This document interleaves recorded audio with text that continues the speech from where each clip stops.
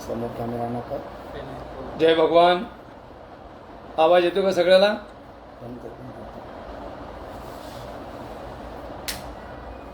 सगळ्याला आवाज येतोय का? आवाज येत असेल तर आपल्या कमेंटच्या माध्यमातून क्लिअर करा एकदा.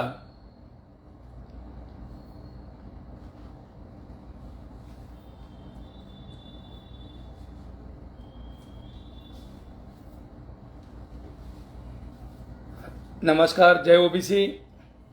मित्रांनो, गेली अनेक दिवसापासून महाराष्ट्रामध्ये ओबीसीचा एक संघर्ष, आरक्षणाचा संघर्ष सुरू आहे. आणि हे सुरू असताना महाराष्ट्रामध्ये जातीमध्ये तेढ निर्माण होण्याचं एक मोठं काम चालू आहे, करण्याचं काम चालू आहे. काही नेते जातीशिवाय बोलतच नाहीत. उठलं की माझी जात, उठलं की माझी जात, उठलं की माझी जात. परंतु या जातीमध्ये तेढ निर्माण जी होते याच्यापासून गेली अनेक छोट्या छोट्या घटकाचं किती नुकसान होतंय याच्याबद्दल कुणाचंच लक्ष नाही. सगळ्यात महत्त्वाची गोष्ट एक आहे याच्यामध्ये, महाराष्ट्रामध्ये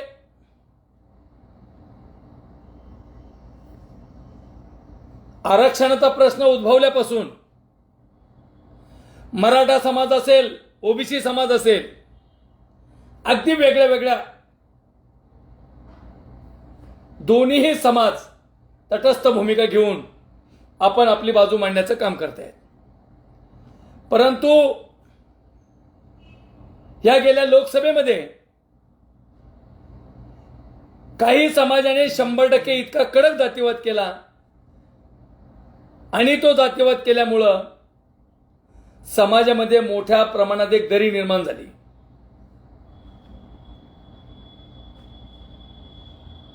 महत्वाची गोष्ट एकच आहे याच्यामध्ये,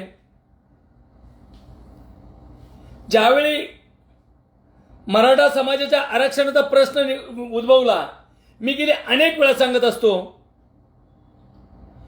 ज्यावेळी मराठा समाजाच्या आरक्षणाचा प्रश्न निघाला त्यावेळी या महाराष्ट्रातला लाखो ओबीसी त्या मोर्चात, आंदोलनात आणि आरक्षणामध्ये सहभागी होते. मग हे सगळे असताना अचानक कोणत्या प्रकारचा स्फोट झाला की जातीमध्ये तेढ निर्माण झाली. एकमेकाच्या ओबीसी आणि मराठा वेगळ्या वेगळ्या पद्धतीने बोलायला लागला, वेगळ्या वेगळ्या पद्धतीने आंदोलन करू राहिला. आणि ज्यावेळी मराठा समाजाच्या आरक्षणाचा प्रश्न सुरू झाला त्यावेळी महाराष्ट्रातला सगळा ओबीसी तुमच्या सोबत होता. मराठा समाजाला आरक्षण मिळालं पाहिजे ही भूमिका सगळ्या ओबीसीची होती. मग हे सगळं होत असताना काही आंदोलनकर्त्यांनी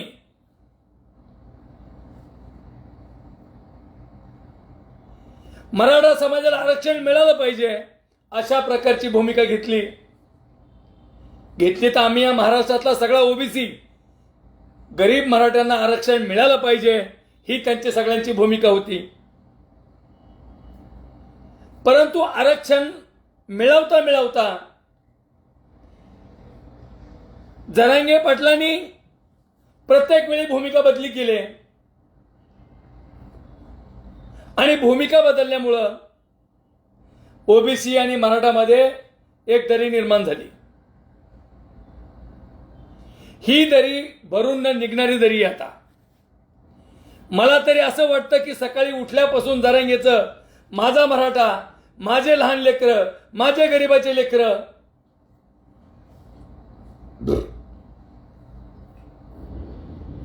गरीब सगळ्या जातीत आहेत, गरीब ओबीसीत आहेत, गरीब मराठात आहेत, गरीब दलितात आहेत, गरीब मुस्लिमात आहेत. या महाराष्ट्रातल्या सगळ्या जातीमध्ये गरीब समाज आहे आणि त्या गरीब जातीतल्या जे काही समाज असेल त्याच्यामधल्या गरीब लोकांना हे आरक्षण मिळालं पाहिजे ही आमची सुद्धा भूमिका आहे.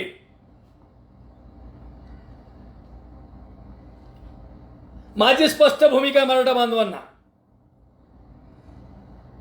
जरांगेने आरक्षण मागता मागता राजकारण सुरू केलेलं आहे. अनेक वेळा वेगळ्या वेगळ्या पद्धतीचे वक्तव्य केली. प्रत्येक जागेवर राजकारणाचा वापर केला. माझं स्पष्ट मत आहे, जर गरीब मराठ्यांना आरक्षण द्यायचं होतं, मिळायचं होतं, तर राजकारण आलं कुठून? हे राजकारण आलं कुठून? माझी स्पष्ट भूमिका आहे. तुम्ही सुरू करल्यापासून आजपर्यंत फक्त आणि फक्त राजकारण केलंय. मराठा समाजाच्या जीवावर काहीतरी वेगळी भूमिका घ्यायची, मराठा समाजाची दिशाभूल करायची, आणि दिशाभूल केल्यानंतर तुम्हाला वेगळं काहीतरी त्याच्या मागचा विषय आहे.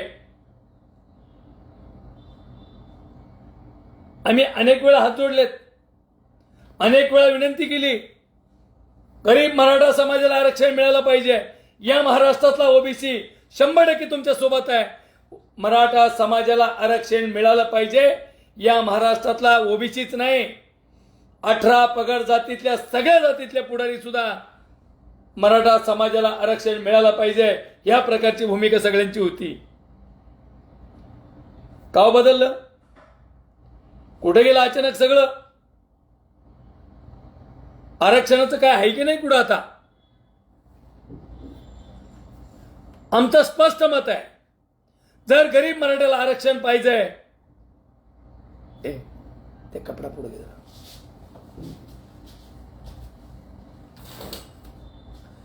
गरीब मराठ्याला आरक्षण पाहिजे असेल तर फक्त आणि फक्त जरांगे पाटलांनी आरक्षणाच्याच विषयावर बोललं पाहिजे. अरे तुम्ही काय म्हणता?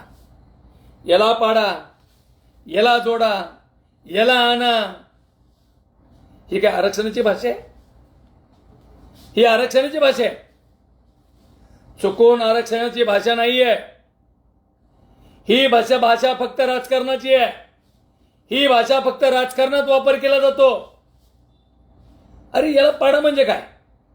अरे तुम्ही आरक्षणाची लढाई लढतात, तुम्ही फक्त आणि फक्त आरक्षणावरच बोललं पाहिजे.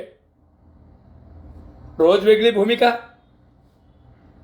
प्रत्येक जणाची भूमिका वेगळी आहे. जरांगे पाटलाची रोज भूमिका वेगळी असते. अनेक मराठा बांधव माझे मित्र आहेत. अरे मराठा आरक्षणावर बोला ना.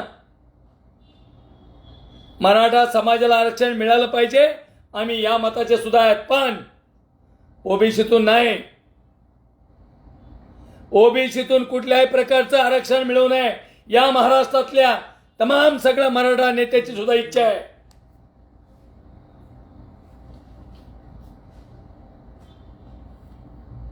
मग काय चाललंय? विनाकारण जाती जातीत वाद लावायचा. अरे भांडणं व्हायला लागले.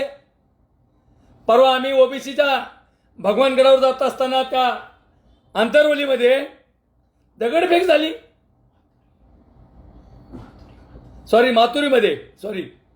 माफी मागतो, मातुरीमध्ये फक्त आमचे ओबीसीचे आंदोलनकर्ते लक्ष्मण हाके, आम्ही ते भगवानगडावर दर्शनासाठी जात होतो. आणि त्या दर्शनात जात असताना काही लोकांनी दगडफेक केली. ही काय सच्चाई आहे? आणि पुन्हा जरांगे म्हणतात ती भुजबळांनी करायला लावली.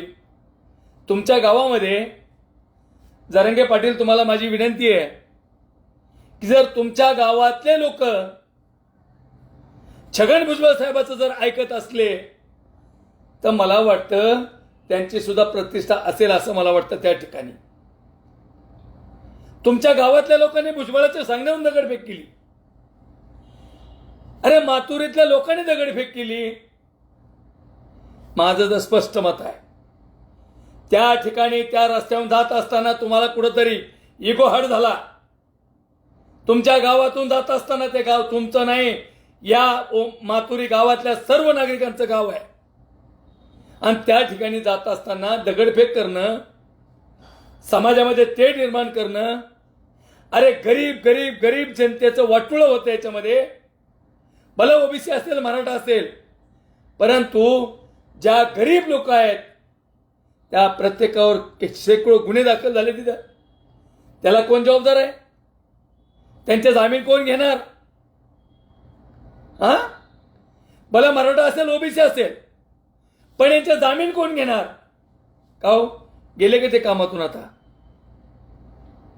गेले कामातून. किती डंका वाजला. अरे महाराष्ट्रामध्ये मराठा फक्त वंजाऱ्याला विरोध करतोय हे आमच्या लक्षात येत आहे. आणि तुम्हाला सुद्धा माहिती आहे वंजारी समाज तेवढ्या ताकदीचा आहे. तुम्हाला एकच दुःख आहे, तुम्हाला जे बी करायचंय त्या करण्याला फक्त वंजारी समाज आडवा येतो. म्हणून तुम्ही फक्त वंजाऱ्याला टार्गेट करताय, वंजारीच्या पुढाला टार्गेट करता. काय झालं? पंकजताईला पाडून झाले आमदार, झाले मंत्री. अरे भावांनो, मराठा बांधवांनो, गेली अनेक वर्ष मुंडे साहेब हयात असताना तेव्हापासून आजपर्यंत ह्या दोन्ही बहीण भावाच्या गाडीमध्ये त्यांच्या आजूबाजूला त्यांना जेवताना त्यांच्या स्टेजवर, त्यांच्या व्यासपीठावर फक्त आणि फक्त मराठा होते. का? का त्यांनी कधी दुजाभाव केला तुम्हाला? त्यांनी कधी विचारलं अरे मराठा बांधव आमच्या बाजूला बसलाय, मराठा माणूस आमच्या गाडीत बसलाय, मराठी माणूस माझ्या ताटाला ताट लावून बसलाय? कधी असं झालं? एवढं काय? एवढा कुठला इगो आहे तुम्हाला? एवढा इगो असला पाहिजे? माणसाच्या जीवनामध्ये संघर्ष जरूर केला पाहिजे, पण गरीब समाजाचं वाईट होईल असं तुम्ही कधी करू नका. ओबीसीच्या आंदोलनकर्त्यालाही सांगतोय आणि मराठा समाजाच्या आंदोलनकर्त्याला सांगतोय, तुम्ही अशा चेतावण्या देऊन मराठा माझा बांधव, मराठा, अरे काय आहे ना, मान्य आहे. आज बी आम्ही समजतो मराठा आमचा बांधवच आहे, आमचा बांधवच आहे मराठा सुद्धा. आणि मराठा आमचा बांधव असताना सुद्धा तुम्ही त्या ठिकाणी ओबीसीला डावलण्याचं काम करता. आणि आम्ही 5 कोटी आहेत, आम्ही 7 कोटी आहे, आम्ही 12 कोटी आहे. मला असं म्हणायचंय की तुम्ही 12 कोटी व्हा, तुम्ही 12 कोटी असताल, आम्हाला मान्य आहे. परंतु ह्या जाती जातीमध्ये तेढ निर्माण करण्याचं काम कमी करा. अरे अनेक मराठा बांधव एकमेकाच्या खांद्याला खांदा लावून आम्ही चलत होतो. अरे जरांगे पाटील आरक्षणावर बोला, गरीब मराठ्यांना आरक्षण मिळालं पाहिजे ही भूमिका घ्या, गरिबांना न्याय मिळाला पाहिजे ही भूमिका घ्या. सकाळी झोपेतून उठला की हे मराठ्यांनो काय होईल, काय चाललंय हे सगळं? हे मराठ्यांनो हे आंदोलन ते आंदोलन जरूर करा. माझी विनंती आहे तुम्हाला, मराठा समाजाला न्याय देण्यासाठी तुम्ही उठलाय, परंतु जाती जातीमध्ये तेढ निर्माण करण्याचं काम जर केलं तर हे काही खरं नाही. हे आरक्षणाचा विषय नाहीये. हा आरक्षणाचा विषय सोडून दुसरा विषय. याच्यात फक्त राजकारण करायचं आहे. कोणत्या पक्षाला तुम्ही मदत करताय, कोणत्या कुणाची बाजू कधी घेताय, कोण लई चांगला आहे, कोण लई वाईट आहे. अरे का बरं असं? काय चूक केली हो? काय चूक केली? वंजारी समाजाने आजपर्यंत कोणता मराठा समाजाला डावललं गेलं? कोणता मराठा समाजावर अन्याय केला? कोणत्या मराठा समाजाच्या कार्यकर्त्याला अडचणीत आणलं? आणि उठलं की तुम्हाला वंजारीशिवाय कामच नाही. उठलं की वंजारी, झोपेतून उठलं की वंजारी, नाही तर भुजबळ. दुसरं काय? झाले 3 आमदार वंजारी समाजाचे, 3 आमदार झालेच की. अरे कमी असतो ना आम्ही 100%, पण ताकदीचे आहेत आणि आम्ही पण ताकदवान आहे. लक्षात घ्या. महाराष्ट्रामध्ये तुमचेच आमदार आहे सगळे. जरांगे पाटलाला माझं आव्हान आहे, गेली 10 वर्षापासून तुम्ही आंदोलन करतायत. मला तर वाटतं त्यापेक्षा जास्त. वडीगुजरी, त्या पाचोड, त्या भागात तुमचे त्या झाले ना, शहागड, या भागात आंदोलन झालीच. पण त्या आंदोलनाच्या वेळी या महाराष्ट्रामध्ये आतापर्यंत आदरणीय देवेंद्र फडणवीस सोडले आणि आदरणीय उद्धव ठाकरे जर सोडले तर सगळेचे सगळे मुख्यमंत्री मराठ्याचे होते. का बरं झोपला होता का समाज? का आंदोलनकर्ते झोपले होते?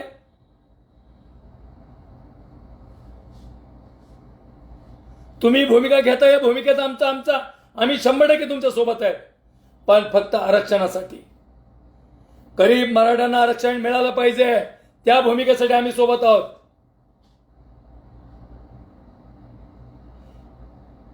अरे कधी धनगरांना एसटीत घेऊन जात आहे, कधी मुसलमानांना आरक्षण द्यायचं बघताय. अगोदर तुमचं तर घ्या, आरक्षण तुमचं घ्या अगोदर, मग मुस्लिमाला द्या, मग धनगराला द्या. का ओबीसी मध्ये फूट पाडण्याचं काम करतात, 100% होऊ शकत नाही. ते ज्या पद्धतीने तुम्ही या महाराष्ट्रामध्ये काम करत असताना उठल्यावर झोपेतून उठलं, मराठ्यांनो आपल्यावर अन्याय व्हायला लागला, मराठ्यांनो माझ्यावर अन्याय होतोय, मला कुणीतरी डवचतंय, मला कुणीतरी अडचण आणण्याचं काम करतंय, जरांगे पाटील कोणीच करू शकत नाही. तुम्ही फक्त मराठा समाजाची हेळसांड लावलेली आहे. मराठा समाजाला कुठंतरी वेठीस धरायचं काम चालू केलंय. मराठा समाजाला तुम्ही दाखवताय मी तुमच्यासाठी करतोय, करा ना, पण गरीब मराठ्याच्या ओबीसीला, गरीब मराठ्याच्या लेकरांना न्याय देण्यासाठी करा. का हो तुमच्या भूमिका बदलत गेल्या? एका 15 दिवसाला तुमच्या भूमिका बदलल्या. का बदलल्या तुमच्या भूमिका? का बदलल्या भूमिका सगळ्या? तुम्ही राजकारण करत नाही का? प्रत्येक जाग्यावर म्हणजे या राजकारणामध्ये तुम्ही राजकारण करताय. आंदोलन कसं झालं, काय झालं, कशी दगडफेक झाली, या विषयावर जायचं नाही आम्हाला. परंतु तुम्हाला सांगतो क्लिअर, आणि ओबीसी बांधवांना भी सांगतो आणि मराठा बांधवांना भी सांगतो, तुम्ही तुमच्यात हेवेदावे कमी करा. यापुढे बी आपल्याला सोबतच जायचंय. विनाकारण माझ्यासारख्या तुमच्यासारख्या एखादा पुढारी सारखा 24 घंटे तेच काम करतोय. मला म्हणायचं वंजाऱ्यांनो एकत्र या आणि वंजाऱ्यांना सुद्धा आरक्षण मिळालं पाहिजे. अरे हे सगळं होतं झालं ना.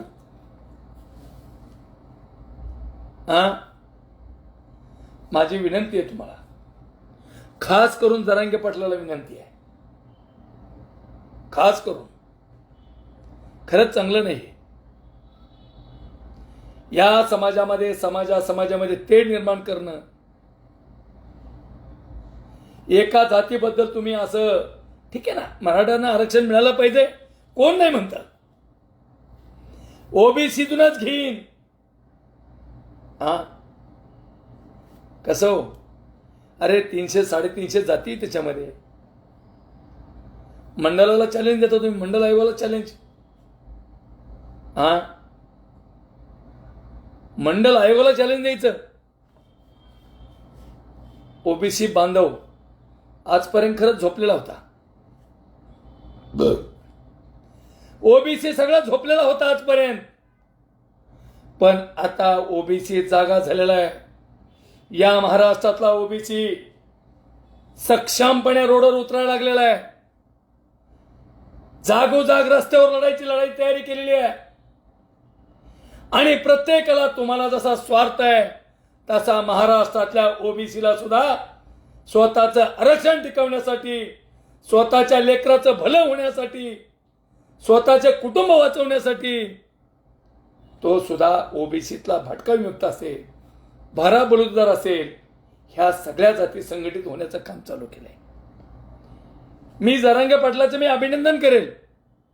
या महाराष्ट्रामध्ये जरी तुम्ही मराठ्याचा लढा उभा केला असेल त्याच पद्धतीने तेवढ्याच ताकदीने या महाराष्ट्रातला ओबीसी तुम्ही संघटित केलाय. त्याच्यामुळे तुमचे खूप खूप मनापासून धन्यवाद आहे.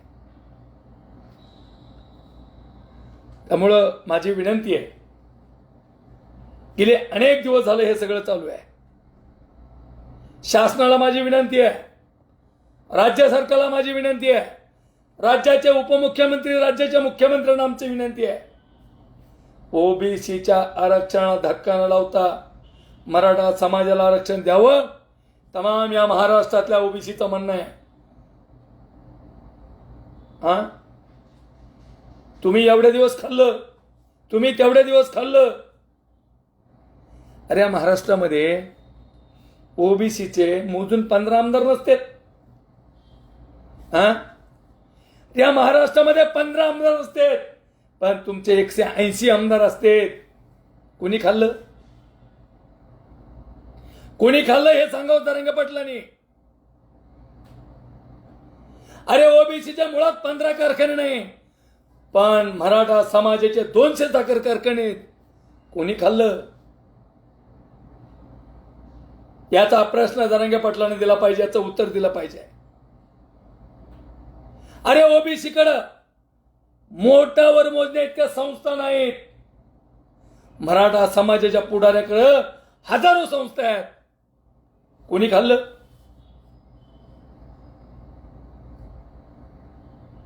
काल का परवाच तुम्ही म्हणलात मराठवाड्यामध्ये सगळेचे सगळे खासदार मराठा. कोणी खाल्लं? अरे कोणी खाल्लं? एक मुंडे साहेब होते बीड जिल्ह्यामध्ये, एक. तोही माणूस एकाही जातीला, कधी एकाही जातीच्या विरोधात गेलेला नाही. मराठा समाजाला आरक्षण मिळालं पाहिजे ही लोकसभेमध्ये पहिली मागणी करणारा एकमेव म्हणजे लोकनेते गोपीनाथ मुंडे साहेब. आणि त्यांच्या मुलीला तुम्ही विरोध करून पाहत काय मिळालं? माझी जरांगे पाटलाला विनंती आहे, मराठवाड्यामध्ये 6 आमदार आहेत, 6 खासदार आहेत, 6 खासदार आहेत, 6 खासदार.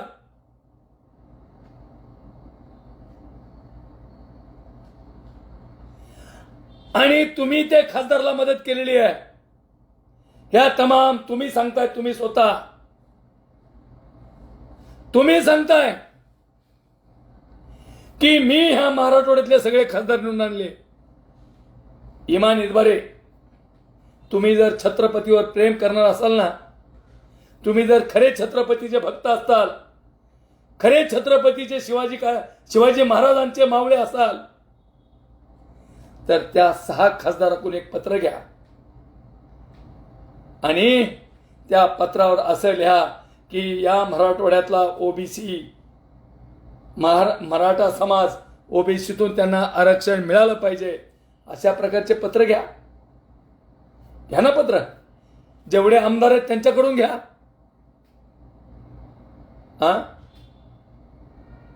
घेतलं नाही पाहिजे? अरे घ्या ना.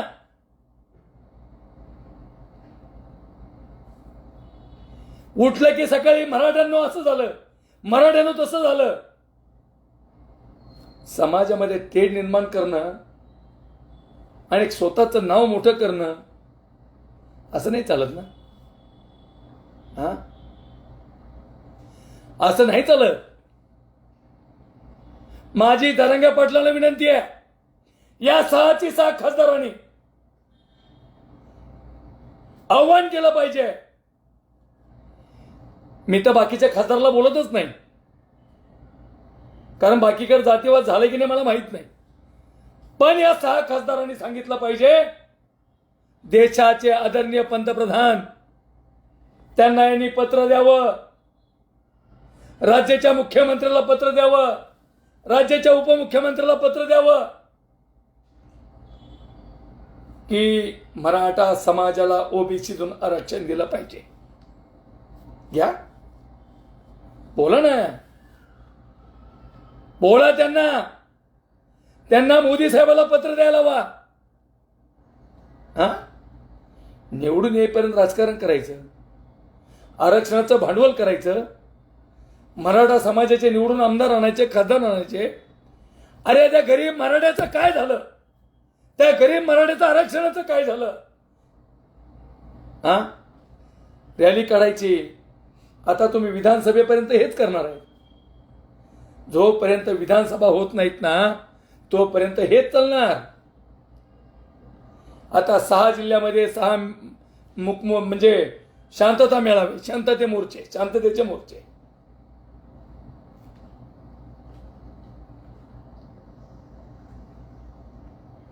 हा, कुठे गेलं सगळे? अरे तुम्ही खासदार केले, त्या खासदाराकडून पत्र घ्या, या गरीब मराठ्याचं करायचं काय, या गरीब मराठ्याबद्दल, आरक्षणाबद्दल भूमिका घ्या आणि त्यांना मोदी साहेबाला पत्र द्यायला हवा की या गरीब मराठ्याच्या ओबीसी मध्ये सामील झाले पाहिजे, मराठा ओबीसीत गेला पाहिजे. अरे बोला ना, का नाही बोलत?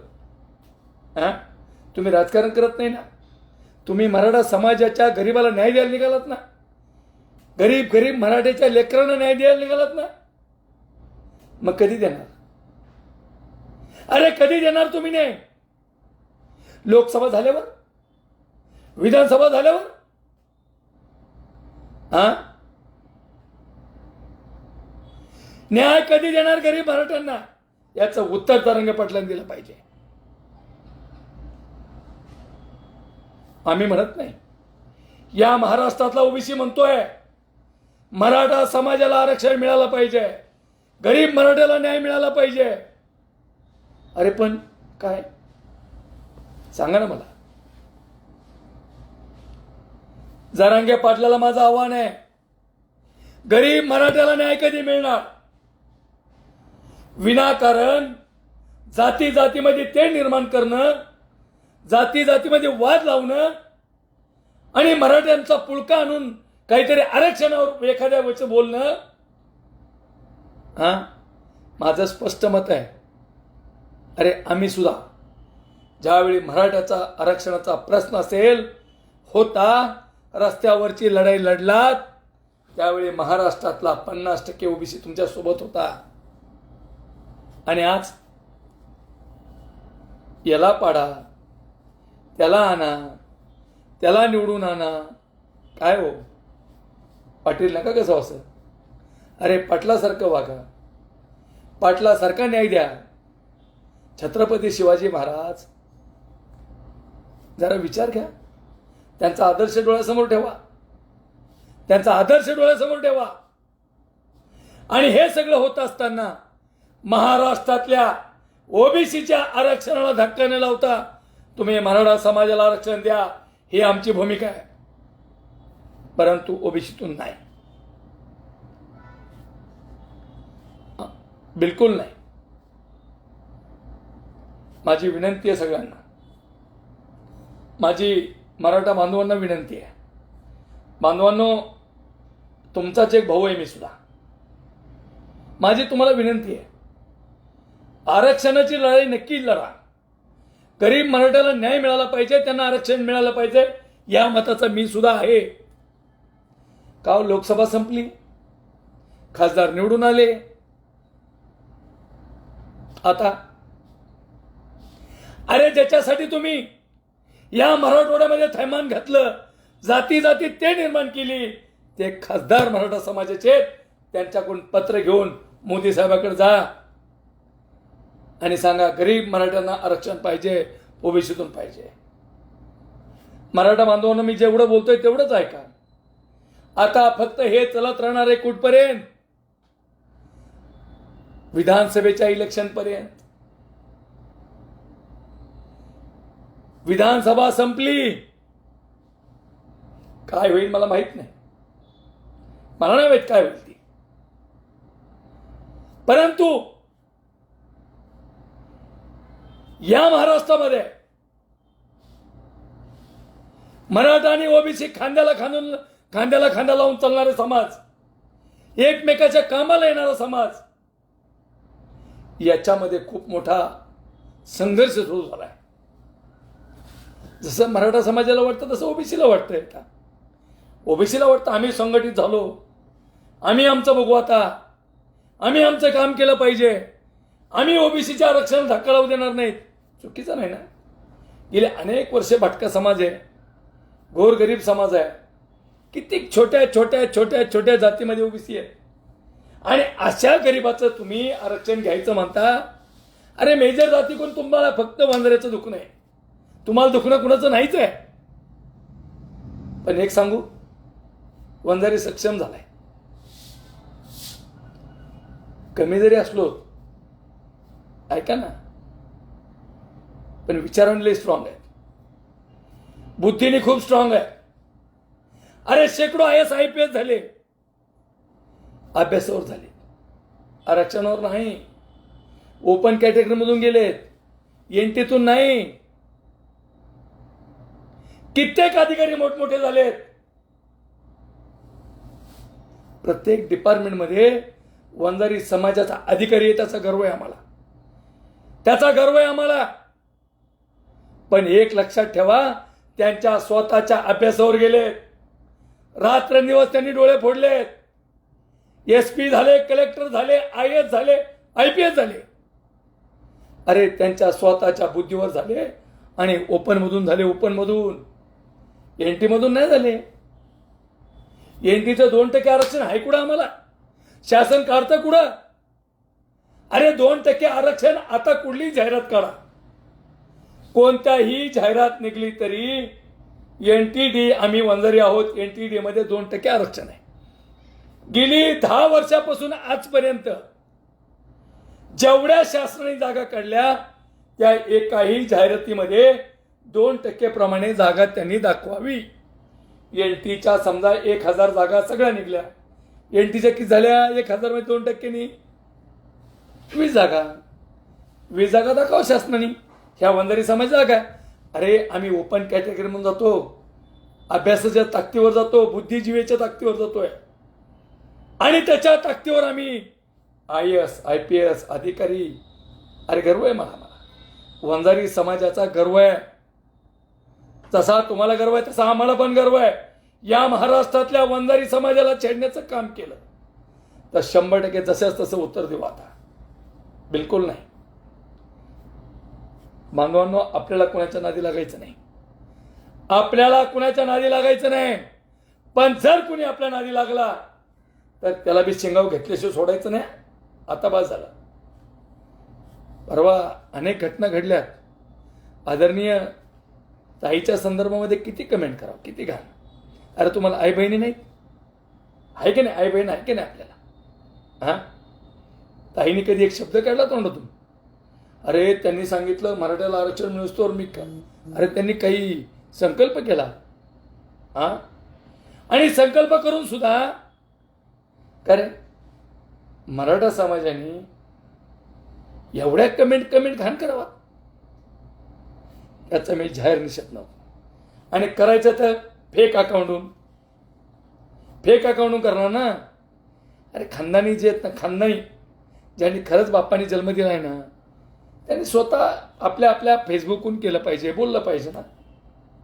हा, माझी ओबीसी बांधवांना विनंती आहे, समाजातल्या समाज बांधवांना विनंती आहे, बाबांनो आपल्याला कोणाच्या नादी लागायचं नाही. परंतु नादीला लागलं आता शेंगाव घेतल्याशिवाय पण सोडायचं नाही. मुंडे साहेबांनी संघर्ष करायला शिकवलाय. लोकनेते मुंडे साहेबांनी भगवानगडावरून सांगितलं होतं की मराठा समाजाला आरक्षण मिळालं पाहिजे. अरे तुमच्या एकही मराठीच्या पुढाऱ्याच्या अरे तोंडातून का नाही निघलं? ते झोपले होते का? त्यांच्या तोंडात कसे बोळे घातले होते का? हा, समाजाचा गर्व नाही त्यांना? समाज काय दावणीला मानलाय? आम्हाला मुंडे साहेबाचा गर्व आहे.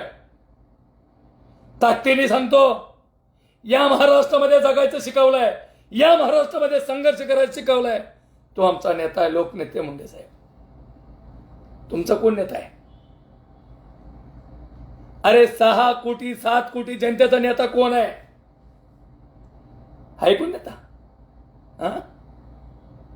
कोणत्या एखादा मराठा समाजाच्या राज्य लेवलच्या पुढाऱ्यांनी सांगितलंय?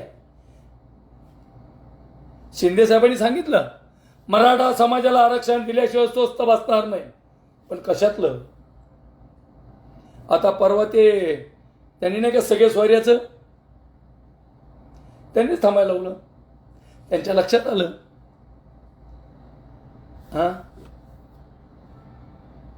हे सगळं बरोबर नाही. माझी विनंती आहे तुम्हाला सगळ्यांना, माझी कळकळीची विनंती आहे, मराठा बांधवांना विनंती आहे, गरीब मराठ्याला न्याय देण्यासाठी, गरीब मराठा समाजाला न्याय देण्यासाठी, त्या गरीबाच्या पोरांना शिकण्यासाठी, गरीब मराठ्याच्या पोरांना न्याय देण्यासाठी या महाराष्ट्रातला ओबीसी तुमच्या सोबत आहे. पण राजकारणासाठी नाही, राजकारणासाठी बिलकुल नाही. राजकारणासाठी 100% विरोध असणार आहे. पुढे तुम्ही विरोध करताय, ओबीसी विरोधच करणार आहे. ओबीसी विरोध करणार आहे ना. बहिणीला पाडा, भावाला पाडा, याला पाडा, त्याला पाडा, काय हो काय? आजपर्यंत महाराष्ट्रातल्या ओबीसीने कधी म्हणलंय? अरे महाराष्ट्रातल्या ओबीसीने कधी म्हणलंय का?